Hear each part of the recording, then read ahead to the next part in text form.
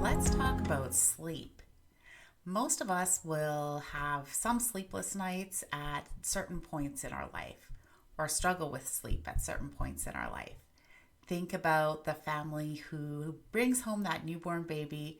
People aren't sleeping very well for a little bit. Or also, if you're preparing for a big interview or you've got exciting things happening the next day, that can be days when, well, it's a little bit harder to sleep. On average, adults are looking for between 8 to 9 hours a night of sleep. And I say on average because there's always some people who might be a little bit lower, a little bit higher. And don't worry, that's okay if you're in that range as well. As long as you're feeling good, you're feeling rested in the morning, that's what we are looking for. So, why is sleep important? Sleep is important because this is the time when our body is resting, repairing. We're seeing that our sympathetic nervous system can relax. There's benefits to our immune system. Sleep is really foundational. It's not just a time where we're wasting away and hours that we could be doing different things. It's a time that's going to let us be more productive when we do have good, high quality sleep. So, when people come to see me and they're struggling with their sleep, here are a few things that I go over. Number one, have you seen your doctor? It might seem kind of obvious or maybe not obvious. Maybe you wouldn't think of going to see your doctor to talk about sleep. It's important though. I have had a client who, after doing some blood work, found out they had a parasite. And once that was treated with antibiotics, their mood, their sleep improved. Somebody else I was working with had started a smoking cessation aid, and roughly at the same time also was struggling with sleep, didn't put two and two together, and after having a conversation with their pharmacist several weeks into not sleeping well, found out that insomnia was one of those listed side effects. Not everybody gets it. And sure enough, once they went off that, their sleep resumed back to normal. So always important to get cleared and ensure that nothing physical is going on. All right, once that's done, I think the most important thing is setting up a routine. Sleep schedule is super important. Anybody who has kids knows that if you miss, those kids miss their naps when they're young, they're just off, and that the naps need to be at certain times. And so our bodies really, it's important for our bodies to get ready for sleep and know when sleep is going to be happening. So that's the consistent sleep. Now, the wind down before sleep is, I think, very important as well. These are going to be activities, things that we're doing or not doing that's going to tell our body and prepare our body, letting it know that sleep is on its way. Now, that can look different for everybody. There's not a set, you have to journal, you have to breathe, you have to X, Y, Z in order to prepare for bed. It's very individual. So maybe for you, you're super busy during the day and you don't have time to do all of the things that need to be done. So after your kids are in bed, you're going down and you're making lunches for the next day. After that, you might want to build in, I don't know, listening to some music, having a shower, and then heading to bed. Somebody else might want to do some crafting. I've worked with a few people who like to be out in their garage working on cars actually an hour before bed, and then coming in, having a shower or having a light snack before getting into bed.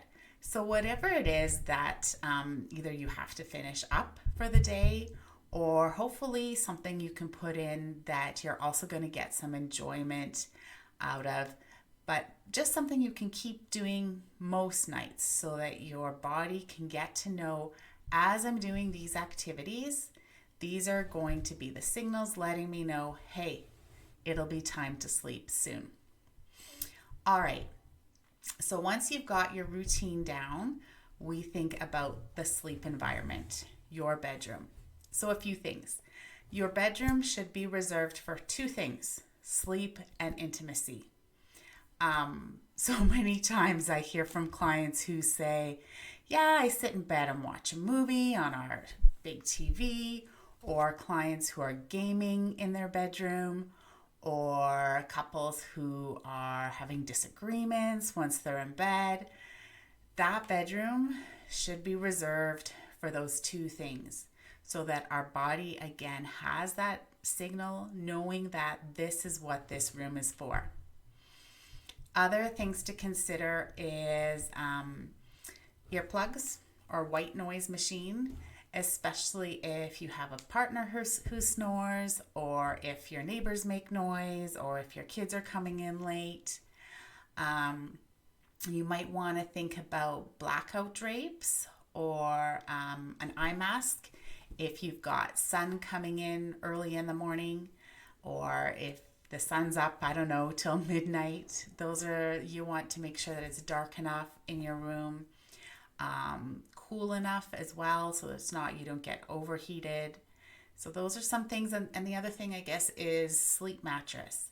You might also want to see if your mattress is really old, if you think that might also be impacting your sleep. All right, moving on, diet and exercise. So we don't want to be having any large meals before bed, maybe a small snack, but we do want to ensure that, we haven't had any especially high carbohydrate meals or food before bed.